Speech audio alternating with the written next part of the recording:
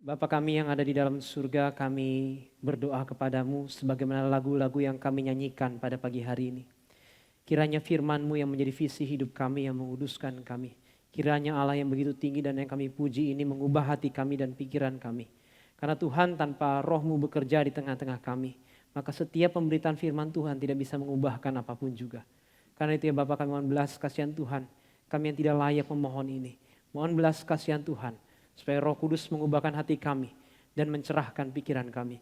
Sehingga setiap harinya melalui kuasa firman, kami dijadikan semakin serupa dengan Kristus.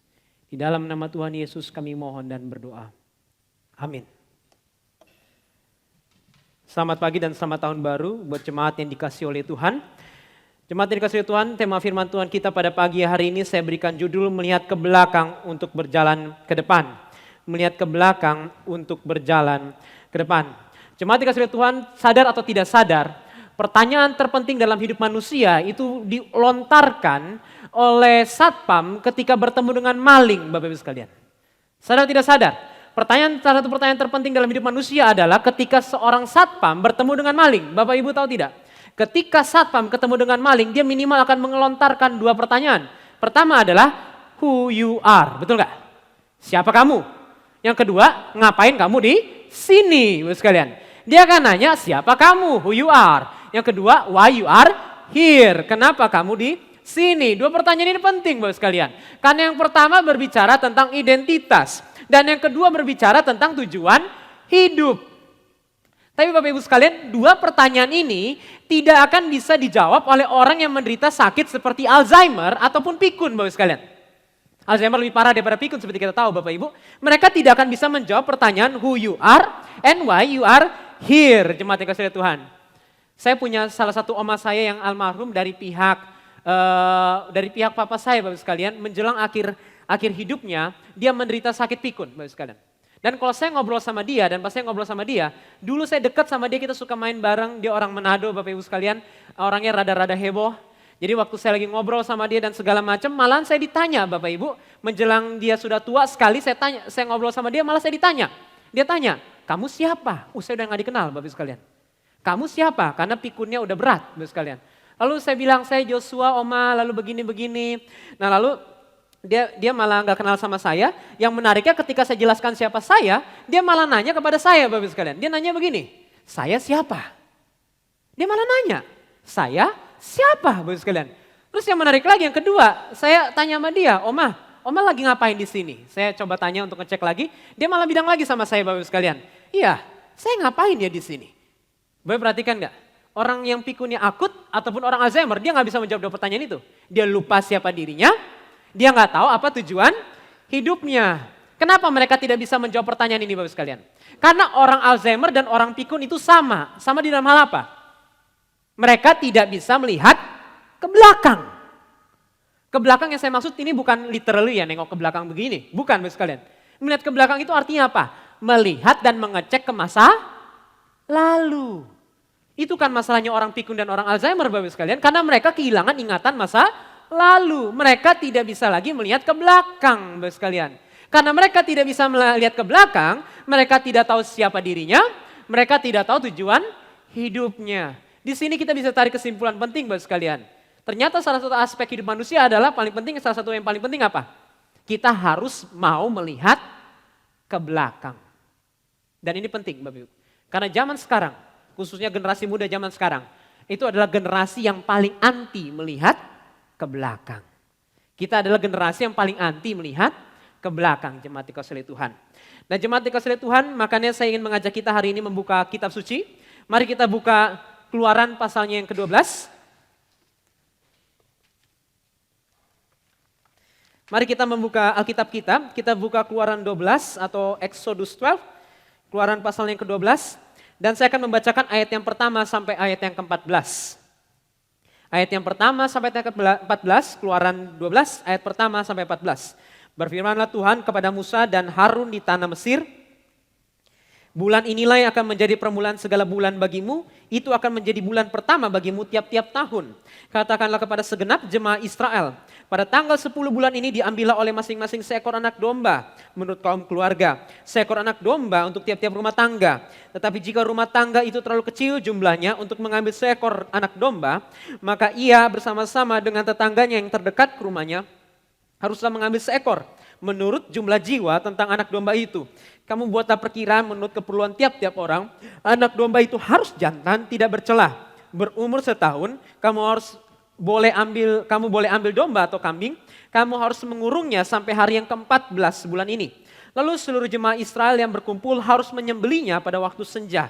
Kemudian dari darahnya haruslah diambil sedikit dan dibubuhkannya kepada kedua tiang pintu dan pada ambang atas. Pada rumah-rumah di mana orang memakannya, dagingnya harus dimakan mereka pada malam itu juga.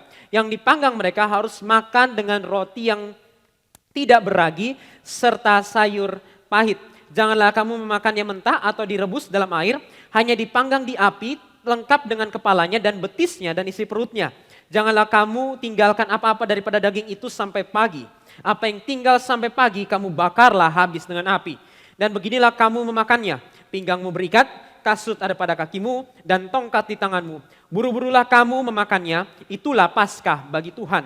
Sebab pada malam ini aku akan menjalani tanah Mesir, dan semua anak sulung dari anak manusia sampai anak binatang akan kubunuh. Dan kepada semua Allah di Mesir akan kujatuhkan hukuman. Akulah Tuhan. Dan darah itu menjadi tanda bagimu pada rumah-rumah di mana kamu tinggal. Apabila aku melihat darah itu, maka aku akan lewat daripada kamu. Jadi tidak akan ada tulah kemusnahan di tengah-tengah kamu apabila aku menghukum tanah Mesir. Hari ini akan menjadi hari peringatan bagimu. Kamu harus merayakan sebagai hari raya bagi Tuhan turun-temurun. Kamu harus merayakannya sebagai ketetapan untuk selama-lamanya. Bapak Ibu sekalian, yang saya ingin sorot adalah ayat yang kedua. Bulan inilah akan menjadi permulaan segala bulan bagimu. Itu akan menjadi bulan pertama bagimu tiap-tiap tahun. Jemaat dikasih oleh Tuhan, mungkin kita bosan mendengar perikop ini, betul nggak? Karena ini perikop yang salah satu yang paling sering dikotbahkan di dalam gereja. Nanti pasti Paskah akan dikotbahkan, jemaat dikasih oleh Tuhan, kemungkinan sangat besar. Dan guru sekolah minggu suka bercerita soal Paskah juga. Jadi mungkin kita agak bosan. Tapi Bapak Ibu ada hal yang sering kali dilupakan di teks ini, yaitu di ayat yang kedua. Bapak Ibu perhatikan baik-baik, dikatakan apa? Bulan inilah yang akan menjadi permulaan segala bulan bagimu. Bapak Ibu ternyata perayaan Paskah itu adalah perayaan tahun baru. Bapak perhatikan yang kedua tadi. Itu adalah bulan pertama. Bulannya akan menjadi permulaan segala bulan bagimu. Jadi Bapak Ibu, waktu Tuhan di dalam tulah ke-10 meminta orang Israel merayakan Paskah, itu dia sedang meminta Israel juga merayakan perayaan tahun baru. Jadi tahun barunya orang Israel dirayakan dengan apa? Paskah, Bapak sekalian. Tahun barunya Israel dirayakan dengan apa? Paskah, Abib, Bapak sekalian, bahasa Ibraninya. Nanti setelah mereka pulang dari Babilonia, Abib ini diganti dengan nama Nisan. Nah hari ini orang Israel tidak merayakan tahun baru di bulan Abib atau Nisan lagi, Bapak sekalian. Mereka merayakan tahun baru di bulan ke-6. Tapi pada zaman dulu di dalam religius kalendernya orang Yahudi, khususnya pada zaman perjanjian lama, tahun barunya mereka Tuhan minta kapan? Perayaan Paskah, yaitu bulan Abib, Bapak sekalian ya. Bulan Abib. Jadi Bapak Ibu, perayaan tahun baru mereka ngapain? Nyembelihin domba. Kalau kita perayaan tahun barunya ngapain Bapak sekalian? Petasan, Bapak Ibu ya. Ada yang karaokean Bapak sekalian ya. Ada yang makan, ada yang main video game Bapak sekalian ya. Ada yang berkumpul sama keluarga, tapi mereka tidak. Mereka merayakan dengan apa? Paskah, dengan menyembeli domba. Tapi ada yang menarik di sini Bapak sekalian. Kalau tiap tahun baru, orang Israel diminta merayakan Paskah, berarti kita belajar satu hal. Berarti setiap perayaan tahun baru, Tuhan meminta orang Israel melihat ke belakang, betul nggak? Berarti tiap tahun baru Tuhan meminta orang Israel melihat ke belakang. Karena Bapak Ibu mayoritas yang namanya perayaan itu pasti melihat ke belakang. Mayoritas yang namanya perayaan itu pasti melihat ke belakang. Contoh aja, perayaan merayakan ulang tahun. Merayakan ulang tahun itu melihat ke belakang, betul nggak? Kita melihat ke hari kelahiran kita. Bapak Ibu nggak ada yang datang ke pesta ulang tahun.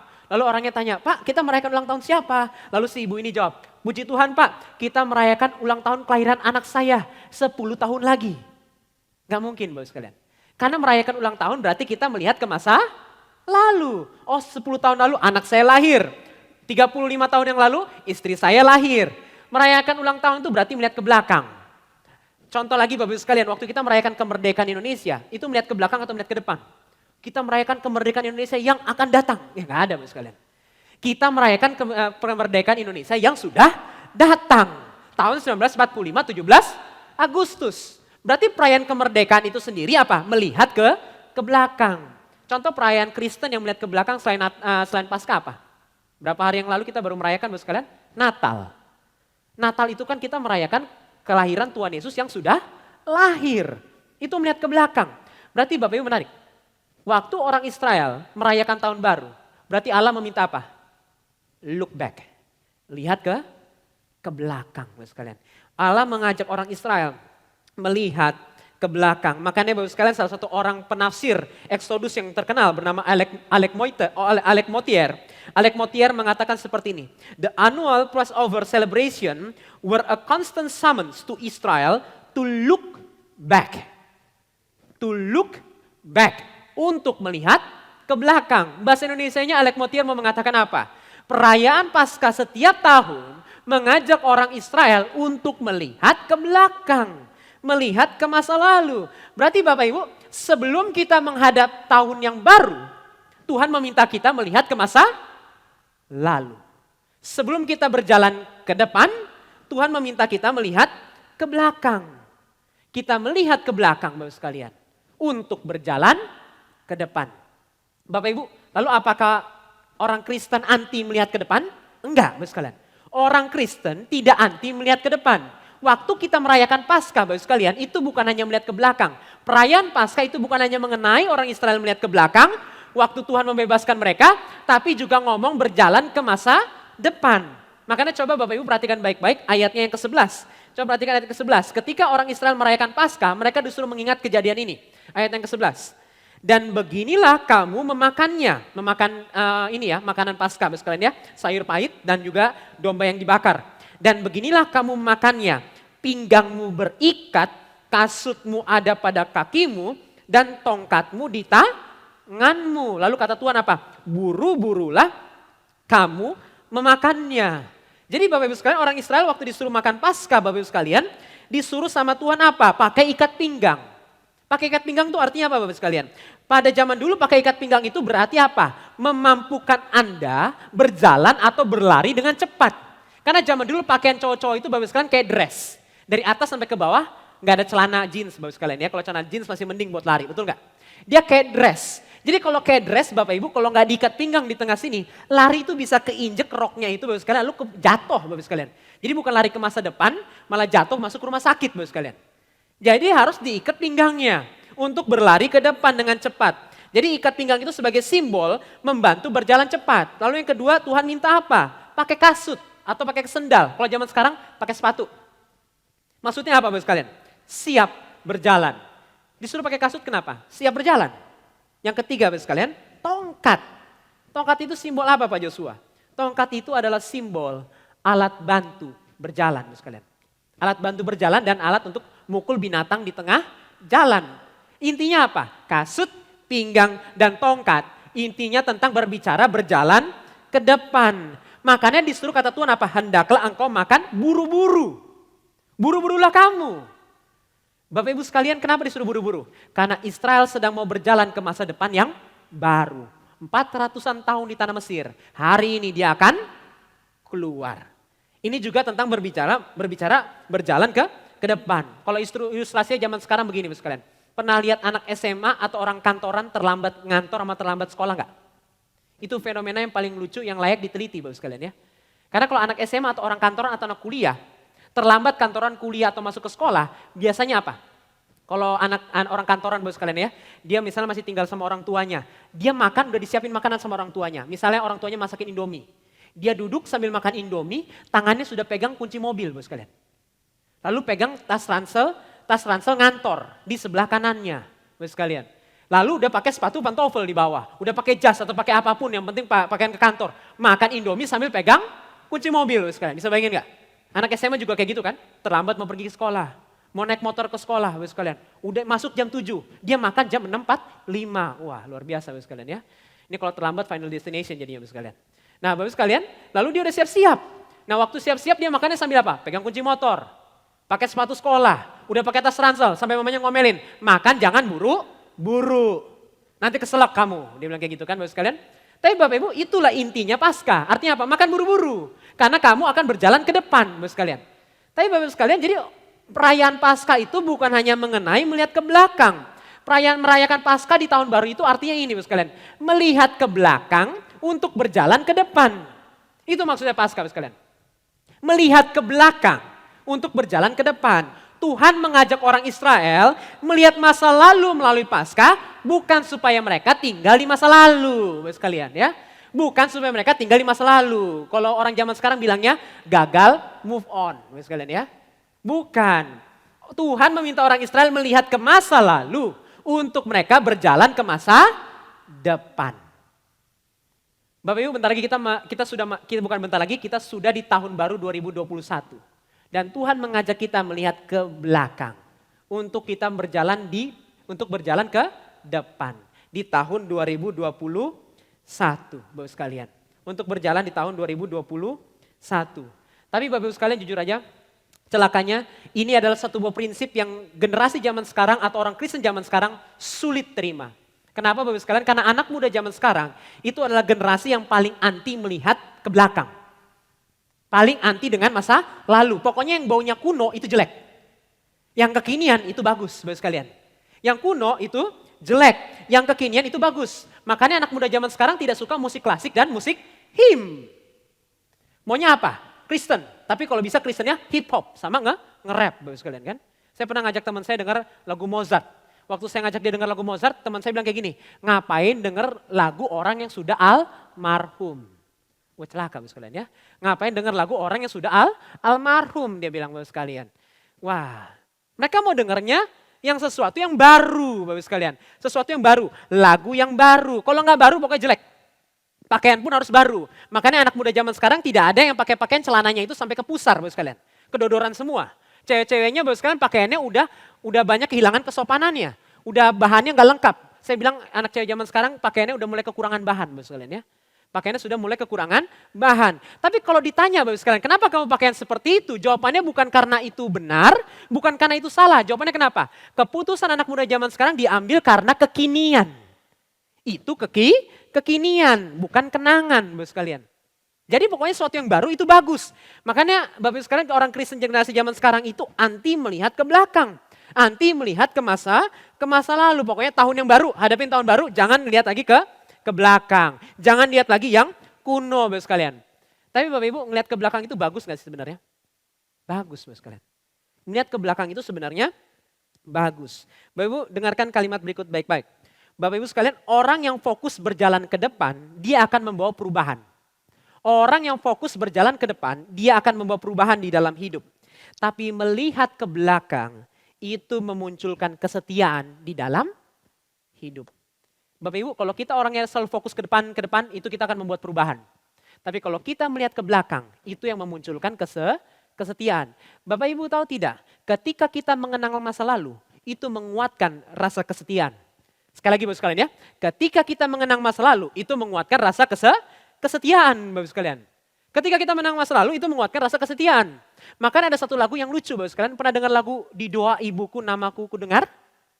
Itu lagu lucu Bapak Ibu. Karena kalau ada orang-orang yang nyanyi, biasa anak-anak sekolah minggu atau anak remaja, pemuda atau orang dewasa mungkin nyanyi lagu itu Bapak sekalian, itu lagu dinyanyikan gak pernah sampai selesai.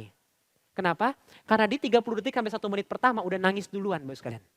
Udah nangis duluan, udah mewek-mewek gitu kan ya. Bapak Ibu sekalian saya ingat sekali dulu saya pernah nyanyi lagu itu waktu sekolah minggu.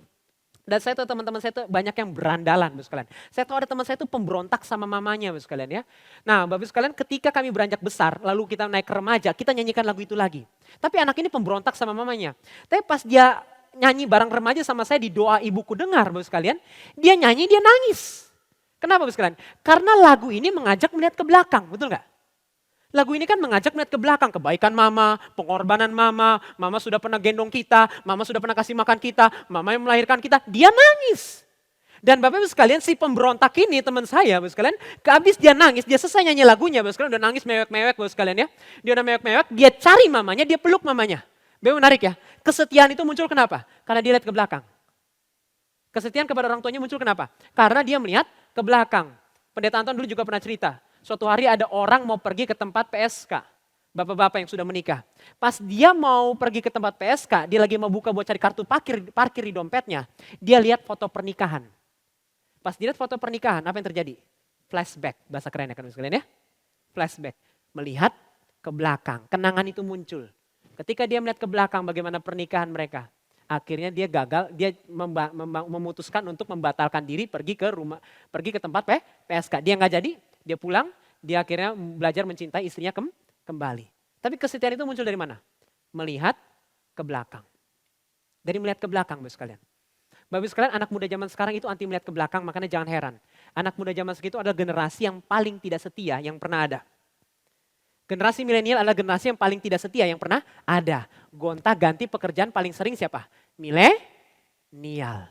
Tingkat perceraian tertinggi generasi mana Bapak sekalian? Milenial. Gonta-ganti pacar tingkat internasional yang paling banyak siapa Bapak sekalian? Milenial. Karena mereka anti melihat ke belakang Bapak sekalian.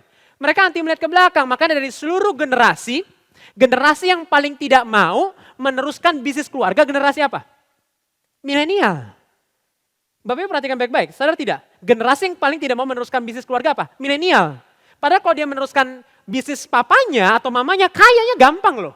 Tapi dia nggak mau Bapak sekalian. Dia lebih pilih mau jadi koki, YouTubers, influencer Bapak sekalian ya. Atau apapun itu Bapak sekalian. Pokoknya nggak meneruskan bisnis keluarga. Kenapa? Kuno Bapak sekalian. Mereka nggak mau mengejar kekunoan. Mereka mau mengejar kekinian. Nah tapi gara-gara mereka selalu mau mengejar kekinian. Banyak orang Kristen zaman sekarang anti melihat ke belakang. Anti melihat ke belakang Bapak sekalian. Padahal melihat ke belakang ini akan memunculkan kesetiaan. Makanya jangan heran Bapak sekalian. Generasi milenial banyak melakukan perubahan gak di muka bumi ini? Ya. Tapi Bapak sekalian, kalau kita berjalan ke depan tanpa melihat ke belakang, kita akan melakukan perubahan tanpa kesetiaan. Dan Bapak Ibu, perubahan tanpa kesetiaan itu adalah keliaran. Sekali lagi Bapak sekalian ya. Perubahan tanpa kesetiaan itu adalah keliaran. Generasi milenial banyak melakukan perubahan? Iya, banyak yang liar. Kebanyakan keliaran. Karena mereka melakukan perubahan Bapak sekalian. Tanpa kesetiaan. Akhirnya bukan perubahan yang baik. Tapi yang terjadi di muka bumi ini apa? Keliaran. Bapak sekalian, intinya dari Keluaran pasal 12 ini apa? Di dalam melakukan perayaan tahun baru, orang Israel diajak melihat ke belakang untuk berjalan ke depan. Bapak Ibu, ketika kita melihat ke belakang, melihat perayaan Paskah, apa yang Tuhan mau ingatkan kepada kita umat Tuhan sebelum menghadapi tahun 2021? Ini yang saya ingin bagikan kepada Bapak Ibu hari ini. Ketika kita melihat ke belakang, yaitu ke perayaan Paskah, apa yang Tuhan ingin sampaikan kepada kita untuk kita berjalan ke depan? Itu berjalan kemana? Ke tahun baru 2021. Ada 3 hal yang saya ingin bagikan pada hari ini Bapak sekalian. Dan kita akan melihat yang pertama, karena perayaan Paskah itu mengandung 3 aspek Bapak sekalian. Karena perayaan Paskah itu mengandung 3 aspek. Yang pertama apa? Domba yang menggantikan. Yang kedua, Allah yang menyelamatkan. Dan yang ketiga, umat Israel atau manusia yang diselamatkan. Bapak sekalian, dari 3 aspek ini kita akan melihat apa yang Tuhan mau sampaikan kepada kita ketika kita melihat ke belakang, melihat 3 hal ini untuk kita bisa berjalan ke depan. Bapak Ibu, saya mengajak kita melihat yang pertama. Bapak sekalian, ayatnya yang ke-5 sampai yang ke-7 saya akan bacakan. Anak dombamu itu harus jantan, tidak bercela, berumur setahun. Kamu boleh ambil domba atau kambing, kamu harus menggurungnya sampai hari yang ke-14 bulan ini. Lalu seluruh jemaah Israel yang berkumpul harus menyembelihnya pada waktu senja. Kemudian dari darahnya haruslah diambil sedikit dan dibubuhkannya kepada tiang pintu dan pada ambang atas pada rumah-rumah di mana orang memakannya. Bapak sekalian. Bapak Ibu sekalian, ayat 5 sampai yang ke-7 ini adalah ayat yang mengejutkan bagi orang Israel. Ayat yang ke-5 sampai yang ke-7 ini, kalau Bapak Ibu menjadi orang Israel hari itu, ini adalah ayat yang mengejutkan bagi orang Israel Bapak sekalian. Kenapa ini mengejutkan bagi orang Israel Bapak sekalian? Karena begini. Bapak Ibu sekalian perhatikan baik-baik Bapak sekalian. Karena tulah pertama sampai tulah ke-9, ini kan tulah ke-10 Bapak sekalian ya. Ini adalah tulah ke-10. Tulah pertama sampai tulah yang ke-9 Bapak sekalian, Tuhan melakukan pembedaan antara Israel dan Mesir. Sekali lagi Bapak sekalian ya. Tulah pertama sampai tulah ke-9, Tuhan itu membedakan mana Israel, mana Mesir loh. Bapak Ibu sadar tidak? Tulah pertama sampai tulah ke-9, Israel kagak kena. Tulah pertama sampai tulah ke-9, Israel tidak kena. Karena Tuhan membedakan antara Israel dan Mesir. Coba kita lihat contohnya. Tanahnya Israel dibedakan sama tanahnya Mesir. Coba kita buka Keluaran 8 ayat 22. Coba kita buka Keluaran 8 ayatnya yang ke-22. Saya akan bacakan buat jemaat yang kasih oleh Tuhan. Tetapi pada hari itu aku akan mengecualikan tanah Goshen, di mana umatku tinggal, sehingga di sana tidak terdapat lalat pikat. Supaya engkau mengetahui bahwa aku Tuhan ada di negeri ini. Bapak Ibu sekalian perhatikan baik-baik. Di tulah keempat orang Israel nggak kena. Karena Tuhan membedakan umatnya sama yang bukan umatnya Bapak sekalian. Ini Israel, ini Mesir. Israel nggak kena tulah. Dan Bapak Ibu nggak stop di situ. Lalu tulah hujan es pun mereka nggak kena. Coba Keluaran 9 ayat 26. Keluaran 9 ayat 26. Tuhan membedakan antara Israel dan Mesir. Hanya di tanah Goshen, tempat kediaman orang Israel tidak turun hujan es. Tidak turun hujan es. Bapak Ibu, bukan hanya tanah tempat tinggal mereka dibedakan dari orang Mesir, ternaknya pun dibedakan, sekalian. Ternaknya pun dibedakan. Keluaran 9 ayat yang ke-7. Keluaran 9 ayat yang ke-7 saya akan bacakan. Lalu Firaun menyuruh orang ke sana dan sesungguhnya dari ternak orang Israel tidak ada seekor pun yang mati. Ini adalah tulah penyakit sampar kepada ternak-ternak di tanah Mesir. Dan Bapak Ibu, tulah penyakit sampar ini hanya kena kepada ternaknya orang Mesir, tapi tidak kena kepada ternaknya orang Israel. Berarti dibedakan. Tanahnya dibedakan, ternaknya dibedakan. Bapak Ibu, kalau Bapak Ibu jadi orang Israel, bangganya setengah mati, betul gak? Kalau Bapak Ibu jadi orang Israel, itu proudnya bisa setengah mati. Kenapa? Tetangga aku yang ngeselin mati ternaknya sapinya. Punya gua sapinya kagak mati. Comparison ini kan asik ya Bapak Ibu sekalian ya. Membandingkan ini kan asik Bapak Ibu sekalian. Jadi Bapak Ibu dia lihat ternaknya mati, ternak tetangganya mati. Ternaknya dia nggak mati. Dia lihat tetangganya orang-orang Mesir yang lain kena hujan es. Dia nggak kena hujan es. Wah, kalau Bapak Ibu jadi orang Israel hari itu merasa apa? The chosen one, betul nggak? Sayalah yang terpilih. Memang suku Imamat Rajani gitu kan ya. Wah, mantap Bapak Ibu sekalian. Bangga kita kan, proud to be Israel Bapak Ibu sekalian. Bapak Ibu, kebanyakan orang Israel pasti berpikir seperti itu hari itu. Tapi Bapak Ibu sekalian, ternyata Tuhan kita itu nggak kalah sama film Hollywood Bapak Ibu sekalian. Terjadi yang namanya plot twist. Terjadi yang namanya plot twist. Pasal pertama sampai pasal yang ke-9, suku Israel tidak kena tulah. Tapi di pasal yang ke-10, Tuhan tidak membedakan lagi antara Israel dan Mesir. Di tulah yang ke-10, Tuhan tidak lagi membedakan Israel dan Mesir Bapak sekalian. Tuhan sudah tidak membedakan lagi antara Israel dan Mesir. Coba Bapak Ibu perhatikan Keluaran 12 ayat yang ke-12. Keluaran 12 ayatnya yang ke-12 saya akan bacakan. Sebab pada malam ini aku akan menjalani tanah Mesir dan semua anak sulung dari anak manusia sampai binatang akan kubunuh. Bapak Ibu sekalian perhatikan baik-baik. Semua anak manusia. Berarti orang Israel kena gak? Kena. Keluaran 11 ayat 4 pun mengatakan demikian Bapak sekalian. Dari Raja Firaun, anak sulungnya, sampai budak-budak. Dan orang Israel hari itu budak kan? Berarti orang Israel kena gak? Kena. Bapak perhatikan baik-baik. Pembedaan itu hilang. Makanya Bapak Ibu sekalian, ketika orang Israel disuruh sama Tuhan mengorbankan anak domba, itu berarti Bapak Ibu sekalian ya, harus mengaku kalau dirinya tidak berbeda dari Mesir. Orang yang mengorbankan anak domba berarti mengaku dirinya tidak berbeda dari Mesir, tapi dirinya itu sama dengan Mesir Bapak Ibu sekalian. Bapak sekalian ayat 5 sampai 7 Tuhan mengatakan apa? Korbankan anak domba. Bapak sekalian mengorbankan anak domba, kalau Bapak Ibu jadi orang Israel hari itu, mengorbankan anak domba berarti mengakui bahwa orang Israel sama Mesir tidak ada perbedaan status. Nggak ada perbedaan status. Sama-sama suku yang berdosa. Sama-sama bangsa yang berdosa. Yang layak menerima tulah. Kualitasnya sama Bapak sekalian. Nggak beda. Sama-sama berdosa. Yang beda apa? Yang beda bukan kualitasnya. Yang beda anugerahnya. Yang beda bukan kualitasnya. Dua suku ini sama-sama berdosa. Yang membedakan adalah anugerahnya. Makanya Filipiansi dalam hal ini mengatakan Bapak sekalian. Grace teach us that God loves because of who God is, not because of who we are. Allah mencintai bukan karena kita layak dicintai, tapi karena Dia Allah. Kita tidak layak dicintai Bapak sekalian. Kita tidak layak dicintai. Bapak sekalian perhatikan baik-baik. Berarti ayat 5 sampai 7 ini mau mengatakan apa? Orang Mesir sama orang Israel tidak berbeda. Kita sama. We are not different. We are the same Bapak sekalian. Bapak Ibu sadar tidak? Ketika kita baca Alkitab, Ketemu tokoh-tokoh yang jahat, kebiasaan kita apa? Saya sama dia beda, betul nggak? Ketika kita melihat Daud, wah saya Daud. Lihat Herodes, saya bukan Herodes, Bapak sekalian ya. Kagak Bapak sekalian. Tuhan mengajarkan apa? Kita sama Herodes sama. Sama apa? Sama-sama berdosa.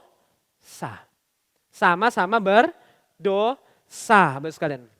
Kita ini sama-sama berdosa. Dan Bapak Ibu sekalian, berarti Bapak Ibu sekalian, di sini apa yang mau Tuhan ajarkan? Berarti Tuhan mengajak kita melihat ke belakang. Di belakang kita melihat apa? Israel mengorbankan domba, Bapak sekalian. Bapak sekalian, mengorbankan domba itu bukan bentuk resolution. Sekali lagi Bapak sekalian ya, mengorbankan domba itu bukan bentuk New Year resolution. Bukan Bapak sekalian.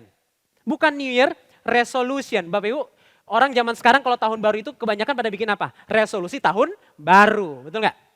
Resolusi tahun baru. Tapi di tahun barunya orang Israel mereka disuruh berikan korban domba. Korban domba itu bukan New Year resolution Bapak sekalian.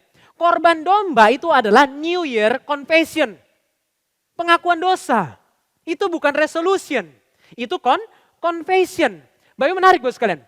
Berarti di tahun baru orang Israel pertama-tama diajak sama Tuhan melakukan confession. Karena ketika Bapak Ibu menyerahkan anak domba, berarti Bapak Ibu mengaku Bapak Ibu tidak ada beda sama Mesir. Sekali lagi Bapak sekalian ya, ketika Bapak Ibu mengoleskan darah domba itu di depan pintu, berarti orang Israel itu mengaku, saya sama Mesir tidak ada bedanya. Itu confession Bapak sekalian. Mengaku saya juga berdosa. Bapak sekalian, berarti di sini kita bisa tarik poin yang pertama Bapak sekalian. Kenapa Tuhan mengajak kita melihat ke belakang, yaitu ke Paskah? Tuhan ingin kita memulai tahun baru bukan dengan New Year resolution. Tuhan ingin kita memulai tahun baru dengan New Year confession, pengakuan dosa. Bapak Ibu sekalian, Tuhan mengajak kita memulainya dengan pengakuan dosa, Bapak Ibu sekalian. Bapak Ibu sekalian, Bapak Ibu tahu tidak, di dalam cerita ini yang paling punya resolution itu bukan Israel. Yang paling punya resolution siapa? Firaun, betul nggak? Firaun itu adalah tokoh yang paling punya resolution di sini Bapak sekalian. Coba Bapak Ibu buka pasal yang ke-10 ayat yang ketiga. Bapak Ibu buka pasal yang ke-10 ayat yang ketiga. Firaun itu adalah orang yang kalau secara semangat tahun baru tuh dia punya New Year resolution-nya paling kuat. Keluaran 10 ayat yang ketiga saya akan bacakan buat Bapak Ibu. Lalu Musa dan Harun pergi menghadap Firaun dan berkata kepadanya, beginilah firman Tuhan Allah orang Ibrani, berapa lama lagi engkau menolak untuk merendahkan dirimu di hadapanku? Biarkanlah umatku pergi supaya mereka beribadah kepadamu. Berapa lama lagi engkau menolak untuk merendahkan dirimu di hadapanku? Dengan kata lain apa? Resolusinya si Firaun kuat. 9 tulah pun gak mengubahkan hatinya, betul gak? Kan resolusi itu artinya apa? Kebulatan tekad untuk melakukan sesuatu. Bapak Ibu lihat ya, resolusi di seluruh tanah Mesir hari itu yang paling kuat siapa? Firaun. Bulat sekali tekadnya untuk tidak membebaskan tanah Mesir. 9 tulah tidak mengubah hatinya. Bahkan tulah ke-10 kita tahu ya gak akan mengubah hatinya. Karena nanti setelah tulah ke-10 bakal terjadi amazing race, betul gak? Mesir mengejar Israel. Bapak Ibu sadar tidak? Resolution bukanlah jawaban dari tahun baru. Dia keras hatinya. Sebenarnya yang Tuhan harapin dari Firaun apa? Bukan New Year resolution. Yang Tuhan harapkan dari Firaun apa? Confession. Bapak Ibu, Firaun pernah melakukan confession palsu kepada Tuhan, tapi itu yang sebenarnya Tuhan rindukan. Coba buka Keluaran 10 ayat yang ke-17. Itu yang Tuhan harapkan dari Firaun. Keluaran 10 ayat yang ke-16. Maka segeralah Firaun memanggil Musa dan Harun serta berkata, dia berkata apa? Aku telah berbuat dosa. Aku telah berbuat dosa, maka pergilah engkau dan seluruh bangsamu. Bapak Ibu sekalian perhatikan baik-baik, itu jawaban yang Tuhan mau. Bukan resolution, tapi apa? Confession, Bapak sekalian. Pengakuan dosa. Bapak Ibu sekalian, maka ada pertanyaan besar hari ini bagi kita Bapak sekalian. Kenapa Tuhan mau kita memulai tahun baru dengan New Year Confession, bukan dengan New Year Resolution? Karena begini Bapak sekalian, kalau kita memulai tahun baru dengan New Year Resolution, maka kita akan memulai dengan spirit human superiority. Tapi kalau kita memulai tahun baru dengan human confession, Bapak sekalian, dengan pengakuan dosa manusia, maka Bapak sekalian kita akan memulai tahun baru dengan human humility. Bapak sekalian, kalau kita mulai dengan New Year resolution, aku mau melakukan ini, aku mau dapatkan ini, superiority, betul nggak? Aku mau TV baru, aku mau rumah baru, aku mau pindah rumah, superiority semua Bapak sekalian. Aku mau naik jabatan. Tapi Tuhan mau kita memulainya dengan confession. Kenapa? Karena Tuhan mau kita memulai tahun baru bukan dengan semangat superiority. Tapi Tuhan mau kita memulai tahun baru dengan semangat humility. Bapak Ibu, orang Israel tuh dihancurkan kesombongannya dengan tulah ke-10. Orang Israel kesombongannya dihancurkan dengan tulah ke-10, Bapak sekalian. Tulah ke-10 ini menghancurkan kesombongannya. Dengan tulah ke-10 berarti dia mengaku, saya sama Israel, saya sama Mesir, nggak beda. Kami sama-sama berdosa. Karena Tuhan ingin kita memulai tahun baru sekalian. Bukan dengan superiority, tapi dengan humility. Bapak sekalian, humility itu adalah aset penting bagi orang Kristen di dalam menghadapi tahun baru. Humility adalah aset penting bagi orang Kristen di dalam menghadapi tahun baru 2021. Kenapa alasannya? Ada 2 alasan Bapak sekalian. Yang pertama Bapak sekalian, karena humility itu memunculkan ketaatan. Sekali lagi Bapak sekalian ya. Karena humility memunculkan ketaatan. Bapak Ibu sadar tidak? Banyak orang Kristen tidak taat sama firman Tuhan bukan karena dia tidak punya intellectual capacity, tapi karena mereka tidak punya humility. Banyak orang Kristen tidak taat sama firman Tuhan bukan karena dia tidak punya intellectual capacity, tapi karena dia tidak punya apa? Humility, Bapak sekalian. Dia nggak punya kerendahan hati untuk taat, bukan karena dia tidak tahu yang tidak benar. Dia bukannya dia nggak tahu yang tidak benar. Bapak sekalian, banyak orang Kristen, mereka tahu kebenaran firman Tuhan nggak? Tahu. Ikut seminar patung nggak? Ikut, Bapak sekalian ya. Tapi nggak punya apa? Kerendahan hati. Makanya kadang-kadang ada orang tua yang konseling sama saya, dia bilang, Pak kenapa anak saya begini? Dari SD ikut Bible Camp nasional. Wih, Bapak sekalian ya. Pembicaranya siapa? Patong, on fire. Lalu pembicara berikutnya siapa? Pendeta Agus Marjanto. Nangis, Bapak sekalian ya. Karena nangis kalau dengar khotbahnya beliau kan. Nangis gitu kan. Wah, semangat. Pak ikut BCN, Pak. Terus bukan hanya ikut BCN. Lalu ikut namanya apa? NRITC. Tapi pas pemuda, kok meninggalkan Tuhan, Pak? Bu, yang jadi masalah bukan intellectual capacity-nya. Yang jadi masalah apa? Humility-nya. Kerendahan hati, Bapak sekalian. Kerendahan hati, Bapak sekalian. Mereka tidak rendah hati. Bapak Ibu, kita seringkali tahu ayat firman Tuhan nggak? Tahu, betul nggak? Tapi kenapa nggak taat? Karena kita tidak mau rendah hati. Bapak Ibu sekalian, intellectual capacity without humility, ujung-ujungnya bukan ketaatan sama Tuhan, tapi pemberontakan sama Tuhan. Sekali lagi Bapak sekalian ya, ujung-ujungnya bukan ketaatan sama Tuhan, tapi ujung-ujungnya apa? Pemberontakan sama Tuhan.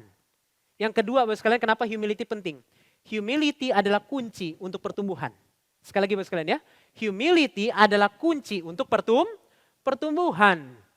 Bapak Ibu sekalian, pengakuan dosa, pengakuan kelemahan, pengakuan keterbatasan kita, itu adalah kunci daripada pertumbuhan. Ini mungkin orang nggak ngerti Bapak sekalian zaman sekarang. Karena Bapak Ibu sekalian sadar atau tidak sadar, anak muda zaman sekarang seringkali jatuh bukan kepada inferiority complex, tapi kepada apa? Superiority complex Bapak sekalian. Mereka nggak mengerti Bapak sekalian. Orang Kristen zaman sekarang nggak ngerti pengakuan dosa, mengaku kelemahan, mengaku keterbatasan, itu adalah kunci pertumbuhan dan kunci kesuksesan Kristen. Karena anak muda zaman sekarang suka berpikir apa? Kunci kesuksesan sama kebahagiaan apa?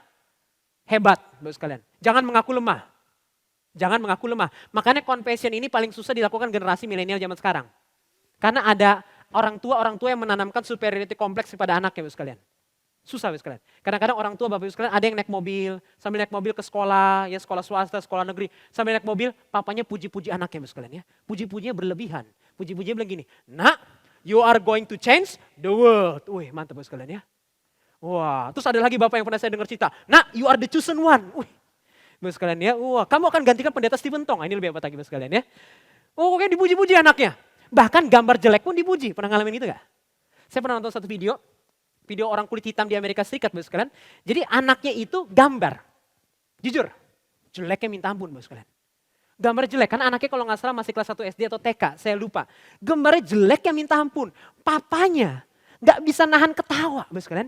Udah guling-guling di lantai. Nggak bisa nahan ketawa, ngeliat anaknya gambarnya jelek banget gitu kan. Jadi papanya udah guling-guling di lantai. Mamanya marahin papanya, "Pak, lu ngapain ketawa-ketawa? Nah, sini biar mama lihat gambarnya." Pas mamanya ngeliat gambarnya dengan nada orang kulit hitam, dia berteriak, gitu kan Bapak sekalian ya. Dengan nada kulit hitam, gitu kan ya, oh so good gitu kan. Sambil nahan mau ketawa Bapak sekalian ya. Mau nahan ketawa, ini gambar jelek banget sebenarnya kan ya. Terus anaknya bilang, "Mama, kalau bagus kenapa papa ketawa?" No, my daughter. Dia bilang kan, "Anakku, papa nggak punya taste in art." Dia bilang. "Kamu tahu nak, ini lukisan kayak gini di Perancis dikenal sebagai abstrak. Ini terkenal, kamu di Perancis akan dipakai." Bapak Ibu, ini kebohongan yang sering kita ucapkan, betul gak? Akhirnya anak ini ya berpikir dirinya apa? I am someone. Aku orang hebat.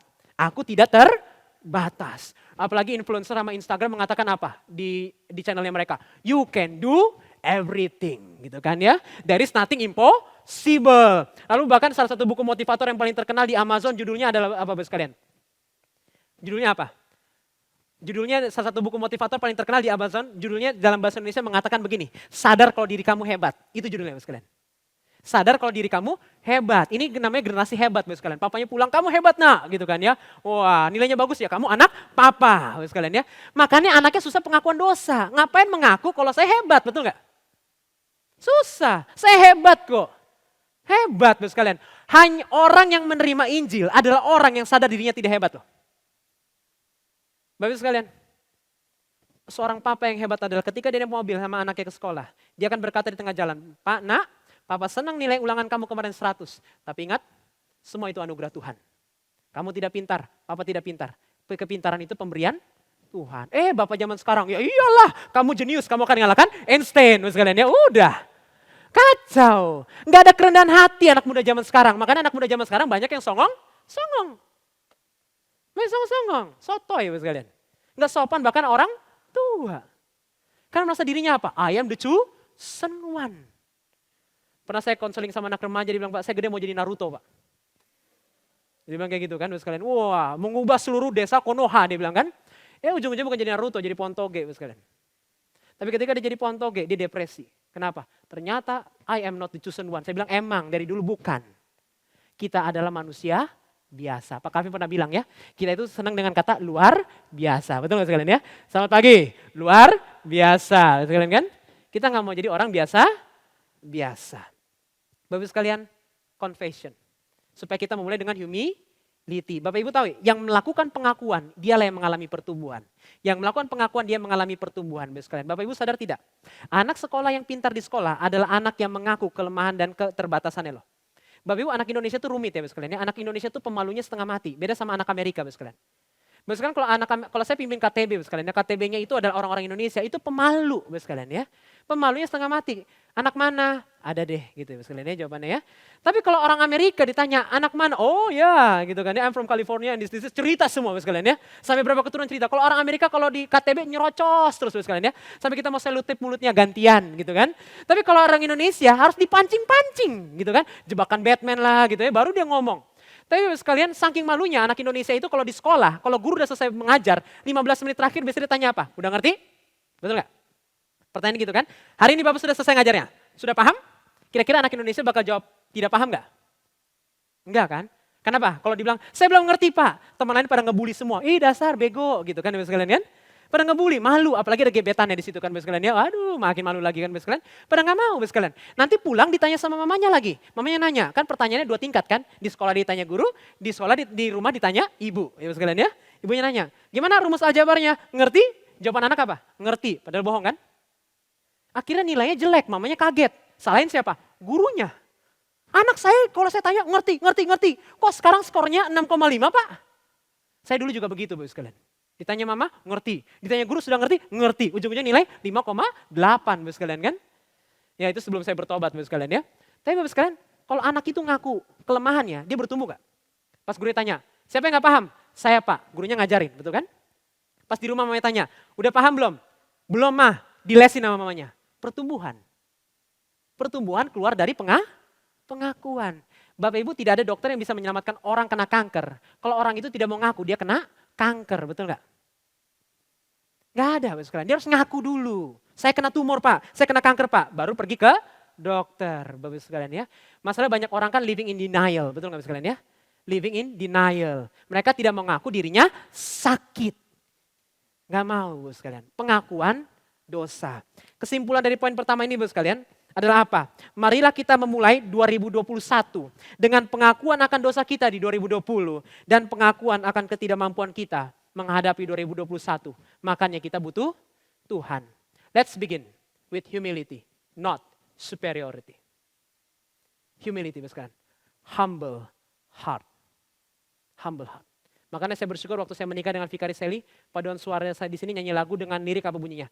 Give us humble heart. Give us humble heart, Bapak sekalian. Bapak sekalian, itu yang pertama. Yang kedua, Bapak sekalian, ketika kita melihat dombanya, kita belajar apa? Begin with confession, not resolution. Itu yang pertama. Menghadapi tahun 2021 kita memulai dengan confession of sin, not resolution of ours, Bapak sekalian ya. Bapak sekalian, ini penting, Bapak sekalian, bukan berarti kita anti resolusi. Enggak. Silakan mulai dengan confession, after that resolution. Kalau orang zaman sekarang apa? Resolution without confession. Nah, itu orang zaman sekarang kan? Tapi kita enggak. Kita begin with confession, baru resolution. Yang kedua, Bapak sekalian, tadi pertama kita melihat dombanya, yang kedua kita akan melihat Allahnya. Kita akan melihat Allahnya. Bapak Ibu, kalau ke Bapak Ibu perhatikan Keluaran 12, kita nggak bisa pelajari detail, karena kalau pelajari detail hari ini bukan jadi khotbah tapi jadi seminar, Bapak sekalian ya. Kelamaan, Bapak sekalian. Nah, Bapak sekalian, kita tidak bisa lihat detail, tapi intinya begini. Kalau Bapak Ibu perhatikan tulah ke-10 ini, bedanya sama tulah pertama sampai tulah yang ke-9 apa? Bapak Ibu sadar tidak? Tulah pertama sampai tulah ke-9, Musa sama Harun itu dipakai jadi instrumen Tuhan. Apapun kejadian luar biasa di tulah pertama ke-9, Musa itu sama Harun dipakai sebagai instrumen Tuhan. Contoh saja Bapak sekalian, kita nggak usah buka Keluaran 7 ayat 19. Di tulah pertama, air berubah menjadi darah. Tuhan mengatakan apa? Tongkatnya Harun dicelupkan ke sungai Nil. Berarti ada instrumen kan? Harun dan Musa, Bapak sekalian. Lalu di tulah kedua, Bapak sekalian, di Keluaran 8 ayat 5, tongkatnya Harun, Bapak Ibu sekalian, disuruh dibentangkan ke sungai. Ketika dibentangkan ke sungai, kata keluar. Di tulah ketiga, Bapak sekalian, di Keluaran 8 ayat yang kelima, di Keluaran 8 ayat ke-16, tongkatnya Harun disuruh dipukul ke tanah, maka lalat sampar keluar. Dan Bapak sekalian, nanti tulah hujan es misalnya, tangannya Musa disuruh dibentangkan ke langit. Bapak perhatikan baik-baik ya, semuanya memakai Musa dan Harun kan? Musa dan Harun jadi instrumen. Tapi hanya tulah ke-10, that's why tulah ke-10 itu sangat spesial. Karena di tulah ke-10 Bapak sekalian, Harun sama Musa kagak dipakai. Kenapa? Harun sama Musa di tulah ke-10, mereka tidak jadi instrumen Tuhan, tapi jadi penonton. Di tulah ke-10, mereka tidak jadi instrumen, mereka menjadi penonton, bahkan mereka terancam nyawanya. Kalau mereka nggak potong dombanya mereka juga, mereka mati Bapak sekalian. Anak sulungnya. Tapi Bapak Ibu perhatikan baik-baik. Apa yang mau Tuhan tunjukkan? Kalau Musa sama Harun ini hanya jadi penonton Bapak sekalian. Bapak Ibu sekalian, Tuhan mau menunjukkan apa? Ketika kita look back kepada Paskah. Ketika kita melihat ke belakang kepada Paskah, Tuhan mau mengingatkan apa? Kejadian Paskah ini pemeran utamanya bukan Musa dan Harun. Pemeran utamanya siapa? Tuhan. Maka di tulah ke-10 Tuhan tidak pakai Musa sama Harun untuk menunjukkan sayalah main karakternya. Sayalah tokoh utamanya, Bapak sekalian. Yang mengajak Musa bebaskan Israel siapa? Tuhan. Yang berinisiatif membebaskan Israel siapa? Tuhan, Bapak sekalian. Berarti siapa main karakternya? Tuhan. Tapi kita baca Exodus, kita suka berpikir yang jadi pemeran utama siapa? Moses. Musa. Itu namanya gagal fokus, Bapak sekalian ya. Yang jadi pemeran utama siapa? Tuhan. Berarti Tuhan mau memberitahu kepada kita, Bapak sekalian, dengarkan baik-baik Bapak sekalian. Ketika kita menghadapi tahun baru, pemeran utama tahun baru 2021 bukan kita, tapi Dia. Pemeran utama di dalam hidup kita bukan kita, tapi Dia. We are not the main character of our life, Bapak sekalian. Tapi Allah adalah karakter utama dalam hidup kita. Kita ini karakter sampingannya, bukan karakter utamanya, Bapak sekalian. Sekali lagi Bapak sekalian ya, kita ini adalah karakter sampingannya di dalam 2021, kita ini bukan karakter utamanya Bapak sekalian. Bapak sekalian jangan heran Bapak sekalian, kalau Bapak Ibu baca resolusi tahun baru, mayoritas yang jadi pemeran utama resolusi tahun baru siapa? Saya, betul nggak? Aku ingin berhenti single. Wah, itu resolusi pertama Bapak sekalian ya. Yang kedua, aku ingin jabatan baru. Ketiga, aku ingin pindah ke Korea Selatan misalnya gitu Bapak sekalian ya. Yang keempat, aku misalnya pengen kuruskan badan. Pokoknya tentangnya apa? Saya, aku, I. Tapi kapan? Dia. Gak pernah. Yang kita pikirkan di resolusi tahun baru, perasaan saya, keinginan saya, betul gak? Bukan perasaan Tuhan dan keinginan Tuhan. Makanya Bapak sekalian hati-hati Bapak sekalian. Dunia itu sedang mengarahkan apa? Meminta kita menjadi karakter utama dalam hidup kita. Bapak Ibu coba lihat YouTubers dan Instagram zaman sekarang. Itulah pengendali budaya zaman sekarang di tangan anak muda yang menggerakkan anak muda Bapak sekalian. Mereka kalau ngomong itu apa?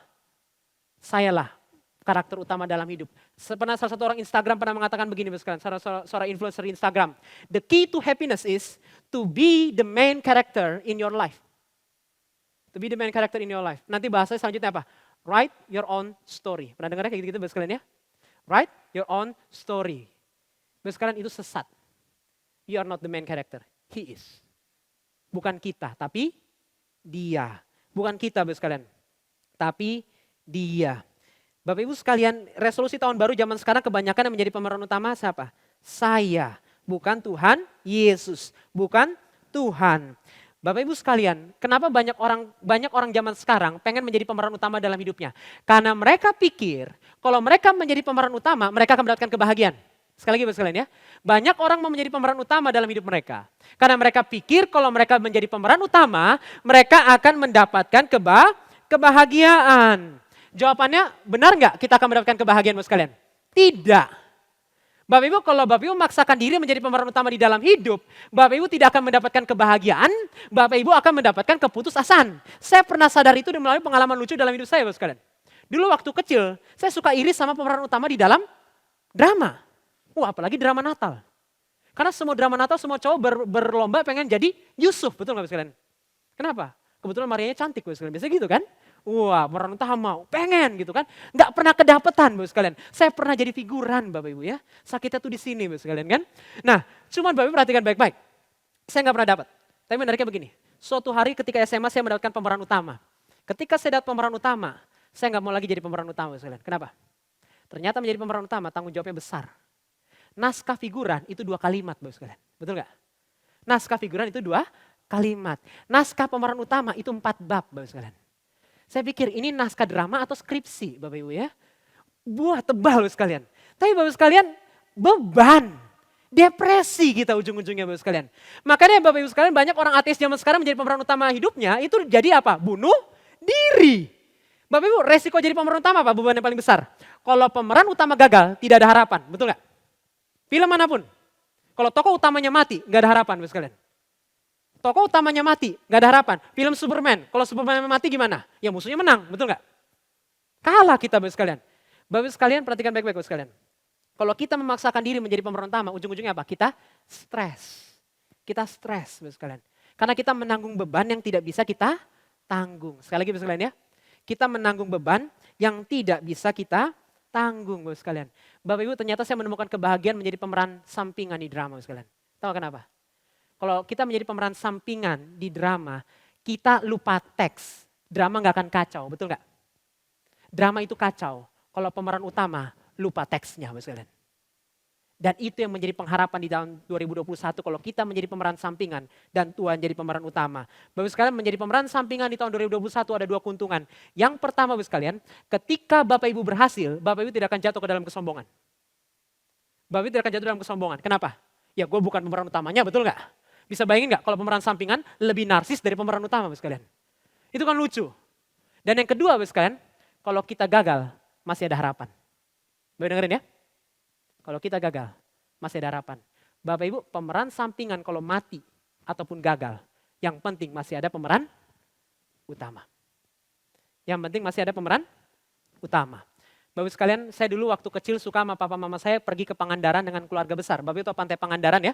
Itu ada di daerah selatan Jawa, Bapak sekalian. Saya suka pergi ke Pantai Pangandaran. Di Pantai Pangandaran disewakan sepeda, rental sepeda, Bapak sekalian. Sepeda tandem, atau sepeda tandem Bapak sekalian ya. Ada kursinya 1 sama 2 nyambung, 3. Nah biasa orang pakai buat pacaran atau suami istri buat mengenang-kenangan Bapak sekalian ya, biasa begitu. Nah saya orangnya gak bisa naik sepeda.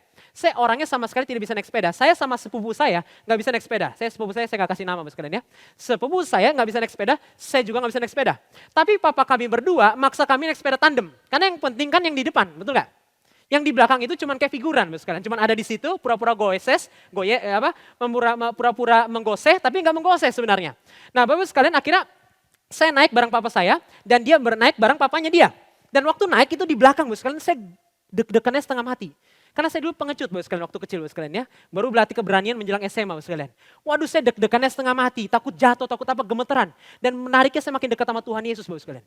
Karena naik sepeda kayak gitu berdoa jadi Bapak kami dalam surga tolonglah saya gitu kan Bapak sekalian ya. Makin dekat. Tapi Bapak sekalian saya gak senekat sepupu saya. Sepupu saya itu orangnya nekat sekali sampai hari ini Bapak sekalian. Saking nekatnya dia, Bapak Ibu tahu gak? Peraturan pertama memakai sepeda tandem apa? Yang ngontrol adalah yang naik sepeda di depan, betul gak? Yang ngontrol yang naik sepeda di di depan, Bapak sekalian. Yang ngontrol naik sepeda di depan. Ya iya, makanya saya nggak ngontrol naik sepeda di depan. Karena kalau saya naik sepeda, Bapak sekalian, ujung-ujungnya saya sama Bapak saya nggak pergi ke pantai Pangandaran, tapi ke pantai kemuliaan Tuhan, Bapak sekalian ya. Udah langsung ke surga, Bapak sekalian. Nah, Bapak sekalian, tapi menariknya, peraturan pertama adalah yang ngontrol adalah yang di depan, yang di bawah jangan ngontrol. Teman saya, sepupu saya ini Bapak sekalian, udah nggak bisa naik sepeda, dia berusaha menjadi pemeran utama. Dia tarik itu ke arah yang lain, dia gerakin ke arah yang lain, akhirnya terjadi yang namanya kejatuhan jasmani. Bapak sekalian ya, jatuh, burak gitu kan, kejatuhan jasmani. Bapak Ibu sadar tidak, ketika manusia berusaha menjadi pemeran utama, yang terjadi adalah kehancuran. Yang terjadi adalah kehancuran. Because this is not our story, this is His story. Ini God's story, Bapak sekalian. Tapi Bapak sekalian yang paling indah apa? Yang paling indah Bapak sekalian, saya akhirnya bisa sampai ke pantai Pangandaran, kita ketemu pantai kemuliaan, Bapak sekalian, tahu gak kenapa? Karena saya serahkan tugas pemeran utama ke tangan Bapak saya. Dan itu yang harus kita lakukan di tahun 2021. Serahkan tahun 2021 ke tangan Bapak di surga. Because He is the main character. He is the main character. Dan yang terakhir Bapak sekalian, coba kita perhatikan yang terakhir. Tujuan Tuhan membebaskan bangsa Israel melalui tulah ke-10 itu Bapak sekalian. Kenapa Tuhan membebaskan bangsa Israel melalui tulah ke-10? Bapak sekalian inilah tujuannya, kita akan lompat agak jauh. Kitab yang suka dibilang sebagai sinonim ya daripada Keluaran, yaitu adalah Deuteronomi atau Ulangan. Mari kita buka Ulangan pasal yang ke-6 ayat yang ke-5. Mari kita buka Ulangan pasal yang ke-6 ayatnya yang ke-5. Ini akan menjadi poin terakhir saya. Mari kita buka Ulangan 6 ayat yang ke-5. Tujuan Tuhan capek-capek melakukan 10 tulah, lalu terakhir diendingkan dengan tulah ke-10. Bapak sekalian itu tujuannya apa Bapak sekalian? Tujuannya itu apa? Ulangan yang ke-6 ayatnya yang ke-9. Saya akan bacakan. Ulangannya yang ke-6 ayat yang ke-5. Ulangan 6 ayat yang ke-5. Kasihilah Tuhan Allahmu dengan segenap hatimu, dengan segenap jiwamu, dan dengan segenap kekuatanmu. Bapak sekalian, kenapa Tuhan capek-capek melakukan pengorbanan begitu banyak bagi bangsa Israel? Tujuannya sederhana, ada banyak tapi salah satunya apa? Supaya bangsa Israel mengasihi Tuhan Allah dengan segenap hati, jiwa, dan akal budi atau kekuatan Bapak sekalian. Itu tujuannya. Makanya 1 Yohanes mengatakan apa? Aku mengasihi karena Allah lebih dahulu mengasihi. Tuhan Allah mencintai Israel dengan tujuan supaya Israel pun dapat mencintai Tuhan Allah. Makanya Tuhan Allah melakukan banyak pengorbanan bagi bangsa Israel. Bapak Ibu sadar tidak? Cinta itu keluar dari pengorbanan. Bapak Ibu sadar tidak? Cinta itu keluar dari pengorbanan. Gara-gara orang berkorban kepada seseorang, maka seseorang itu jatuh cinta kepada orang yang berkorban. Contoh aja Bapak sekalian. Para suami di sini, termasuk saya yang sudah menikah Bapak sekalian. Ingat masa-masa PDKT kita nggak Bapak sekalian? Itu penuh pengorbanan, betul nggak? Ya, kita berkorban Bapak sekalian. Nggak ada uang, cuma bisa punya uang beli Indomie, kita makan di mall yang mahal Bapak sekalian ya. Habis kalau makan di yang murah, pacar kita nanti bilang apa? Emang lu pikir ini penjajahan Jepang Bapak sekalian ya? Makannya gitu-gitu mulu. Terus kan kita berkorban kan? Saya dulu waktu deketin Sally juga berkorban. Belajar Johann Sebastian Bach, Bapak sekalian ya. Tchaikovsky gitu kan Bapak sekalian ya. Belajar gitu kan. Pengorbanan. Tapi Bapak sekalian perhatikan baik-baik. Kalau nanti cewek itu gak suka sama tuh cowok. Lalu nanti si cewek ini ditanya, kenapa ujung-ujungnya kamu suka? Cewek itu akan jawab apa? Karena dia berkorban. Bapak Ibu, kenapa kita sangat sayang sama mama kita? Karena mama kita hidupnya penuh pengorbanan. Betul gak? Kenapa kita sayang sama mama kita? Karena mama kita hidupnya pengorbanan. Bapak Ibu sekalian, berarti ini yang ketiga dan yang terakhir. Yang pertama Bapak sekalian, begin new year with confession. Lalu yang kedua Bapak sekalian, tahun baru jadikan Tuhan pemeran utama. Dan yang ketiga dan yang terakhir Bapak sekalian, kenapa Tuhan menyelamatkan bangsa Israel? Dan kenapa Tuhan mengajak kita flashback, melihat bagaimana dia mencintai bangsa Israel? Tujuannya begini Bapak sekalian. Supaya kita memulai tahun baru dengan satu resolusi yang paling awal adalah apa? Mencintai Tuhan lebih lagi. Tapi kalau orang zaman sekarang resolusi tahun barunya apa? Naik gaji lebih lagi. Gitu kan, yang lebih kurang ajar, pacar yang lebih banyak. Itu lebih kurang ajar sekalian ya. Tapi Tuhan mengatakan apa? Banyak resolusi tahun baru berbicara tentang obtain something more, attain something more. Tapi Tuhan mengatakan resolusi tahun baru kita bukan obtain something more, tapi loving someone more. Loving someone more. Mengasihi Tuhan lebih lagi. Bapak Ibu, maka pertanyaan terbesar pertanyaan besar yang akan saya tutup hari ini adalah ini Bapak sekalian. Apa untungnya menjadikan Tuhan dan mencintai Tuhan lebih lagi di tahun baru 2021, betul nggak? Apa untungnya loving God more untuk 2021, Bapak sekalian? Untungnya adalah ini Bapak sekalian. Kalau Bapak Ibu menjadikan Tuhan Yesus nomor 1, Bapak Ibu bisa menikmati ciptaan di 2021 tanpa kecanduan. Bapak Ibu tahu tidak? Menjadikan Tuhan nomor 1 dalam hidup kita bisa mengalami kenikmatan tanpa kecanduan. Kenikmatan ciptaan maksud saya Bapak sekalian ya. Kita bisa menikmati ciptaan tanpa kecanduan. Bapak Ibu, kecanduan itu tidak membawa kebahagiaan loh. Kecanduan itu tidak membawa kebahagiaan. Bapak perhatikan baik-baik. Orang kecanduan, mau kecanduan apapun. Mau kecanduan bokep lah, video game lah, uang lah, wanita lah, Bapak sekalian ya, kekuasaan lah, pasangan lawan jenis lah, Bapak sekalian. Apapun kecanduannya, kalau kita dapatkan objek kecanduan itu, kita tidak akan puas, betul nggak?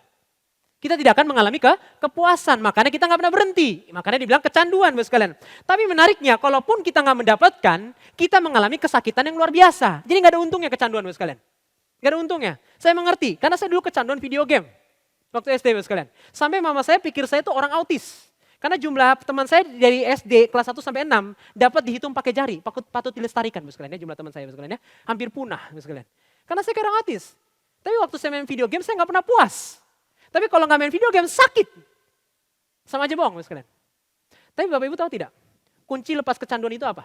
Mau kecanduan bokep, mau kecanduan uang, mau kecanduan apapun, kalau anak remaja atau anak pemuda Bapak sekalian yang Bapak Ibu punya anak, kecanduan video game atau kecanduan sosial media, kuncinya apa?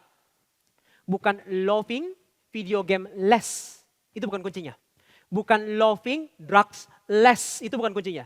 Bapak Ibu tahu kunci lepas kecanduan itu apa? Loving God more. Mencintai Tuhan lebih lagi. Mencintai Tuhan lebih lagi. Kenapa Bapak sekalian? Karena manusia adalah makhluk yang dikontrol oleh objek yang dia cintai. Sekali lagi Bapak sekalian ya.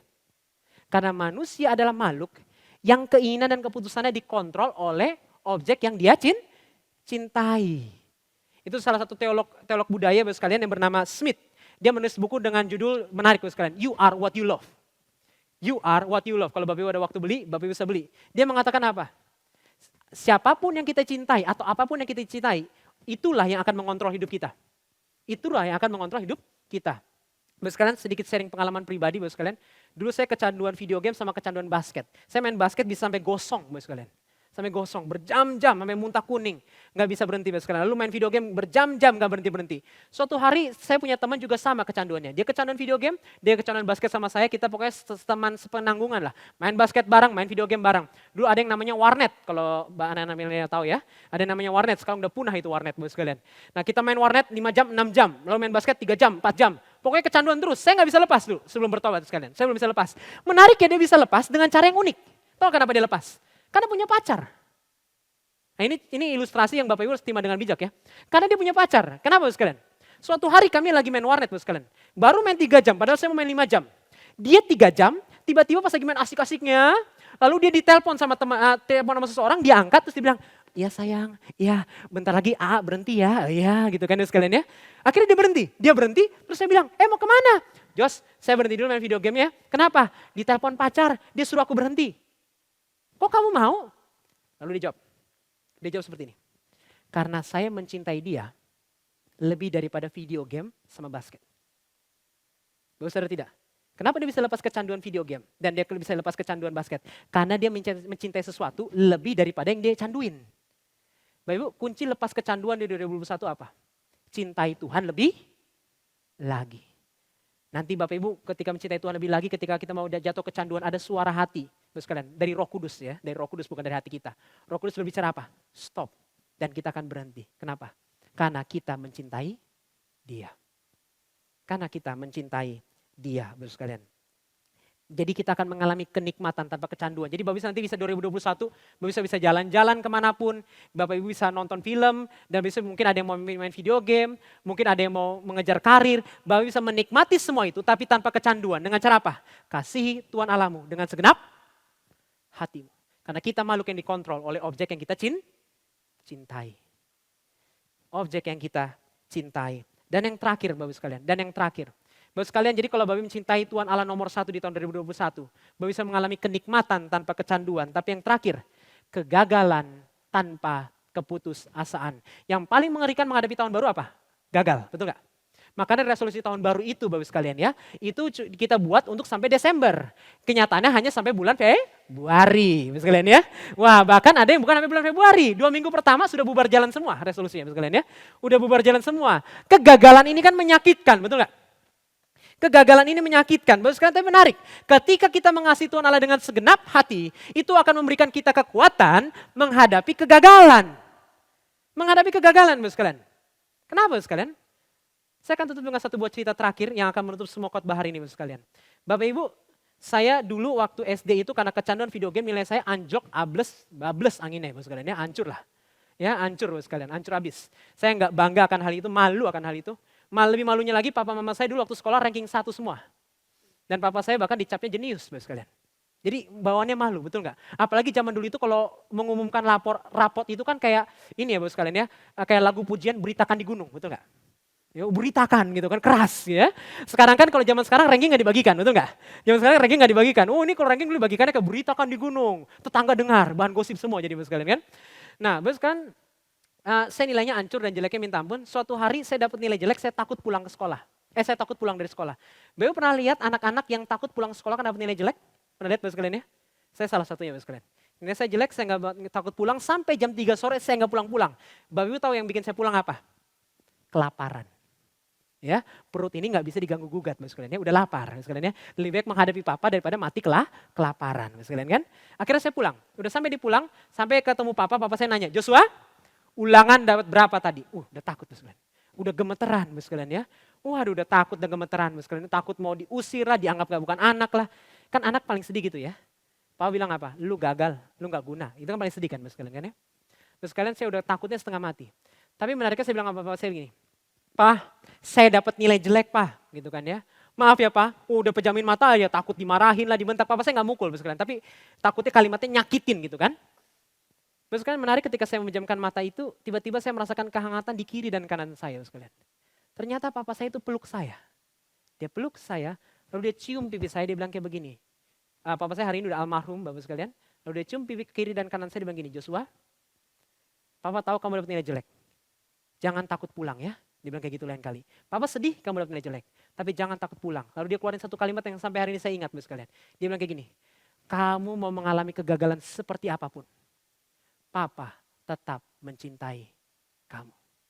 Bapak dengarkan kalimat itu. Papa tetap mencintai kamu. Bapak Ibu, akhirnya di kehidupan saya berikutnya saya mengalami beberapa kegagalan. Tapi Bapak Ibu saya nggak takut dan saya nggak putus asa. Kenapa? Karena saya tahu terlepas saya gagal, Bapak saya tidak pernah berhenti mencintai saya. Bapak Ibu, bukankah itu Tuhan Allah kita? Kalau kita sudah percaya dan kita diadopsi menjadi anaknya, nggak ada namanya anak diberhentikan jadi anak, betul nggak sekalian? Nggak ada kan? Nilai jelek, mulai hari ini Papa pecat jadi anak gitu kan ya, nggak ada. Nggak ada. Bapak sekalian, itulah Bapa di surga dan itulah juga Tuhan Yesus. Ketika kita mengalami kegagalan, mau karir kek, mau studi kek, Tuhan mengatakan apa? Aku tetap mencintai kamu. Dan itu yang membuat kita mampu menghadapi kegagalan seperti apapun. Dan tetap tidak ada keputusasaan. Karena Dia mencintai kita, bukan karena kita pintar, bukan karena kita ganteng, bukan karena kita sukses, tapi terlepas siapa? Kita. Bukankah Allah Bapa di surga dan Tuhan Yesus menyelamatkan bangsa Israel? Alasannya bukan karena dia lebih besar dari bangsa lain. Ulangan 7 Bapak sekalian ya. Tapi karena aku mencintai kamu. Bapak sekalian, mari kita menghadapi tahun baru dengan 3 hal ini. Tuhan mengajak kita melihat ke belakang sebelum berjalan ke depan. Dan apa yang kita pelajari dengan melihat ke belakang? 3 hal.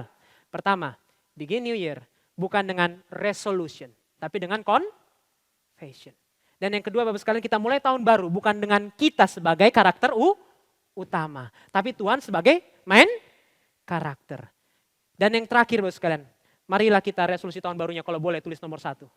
Mengasihi Tuhan lebih lagi. Mengasihi Tuhan lebih lagi. Bapak Ibu, kita tidak mampu menghadapi tahun baru, betul gak? Kita butuh pengakuan di hadapan Tuhan dan penyertaan Tuhan. Bapak Ibu, kita tidak dapat jalan sendiri tahun 2021. Kita membutuhkan Tuhan. Mari kita mengaku di hadapan Tuhan. Kita butuh Dia. Mari kita berdoa. Bapa di dalam surga, kami tidak mau memulai tahun baru dengan resolution. Kami mau memulai tahun baru bukan dengan try harder. Tapi kami pengen memulai tahun baru dengan depend on you harder Tuhan. Kami ingin mulai tahun baru dengan mengaku kami berdosa di tahun 2020. dan kami tidak mampu sendiri menghadapi 2021. Tuhan, kiranya Engkau memberkati jemaat GRI Kebun Jeruk termasuk hamba.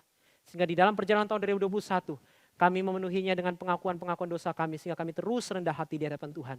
Dan kami menjadikan Engkau karakter utama dalam hidup kami. Dan kami berusaha mencintai Engkau lebih dan lebih lagi. Karena itulah kunci kebahagiaan tinggal di dalam Tuhan. Tuhan, mampukan kami. Kami mengaku kami tidak mampu. Kami mengaku kami terbatas. Kami mengaku kami berdosa. Kami tidak bisa berjalan sendiri. Sertai kami Tuhan. Tahun 2021 dan sampai selama-lamanya. Di dalam nama Tuhan Yesus kami mohon dan berdoa.